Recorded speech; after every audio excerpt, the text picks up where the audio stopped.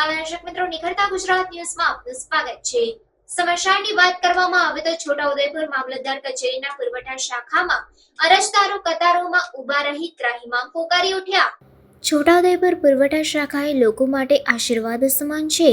આ જ શાખામાં અરજદારો ખાસ કરીને અનાજ ન મળતું હોય ત્યારે દાવા અરજી કરવા, કુટુંબમાં જીવતા હોય અને લગ્ન થતાં વિભાજિત રેશન કાર્ડ કઢાવવા, નામકમી અને ઉમેરો કરવા, અંત્યોદય કાર્ડ કઢાવવા અને ખાસ કરીને KYC કરાવવા આવતા હોય છે, કેમ કે તે અનાજ મેળવવા માટે જરૂરી છે। જેઓ ગામડામાંથી આવતા હોય કતારોમાં કલાકો બંધ ઊભા રહે છે અને હાલ ગરમી હોય કેટલાક ઊંઘી પણ જતા હોય છે અને સાંજ સુધી કામ પતે તો ઠીક છે, નહીંતર બીજા દિવસે જવું પડે તો બીજી તરફ નાયબ મામલતદાર પુરવઠા વિભાગ પણ કામ કરે છે અને કામ ઓનલાઈન કરવાનું હોય છે। ક્યારેક સર્વર ડાઉન હોય અને ભીડ વધુ હોય તો કોઈ કામ પ્રતિકૂળ પરિસ્થિતિને કારણે રહી જાય છે। આમ સિસ્ટમને કારણે અધિકારી, કર્મચારીઓ અને અરજદારો તમામને અગવડતા ઊભી થાય છે, જેનો વિકલ્પ ગામે ગામ પ્રતિમાસ જાહેર કેમ્પ થાય તો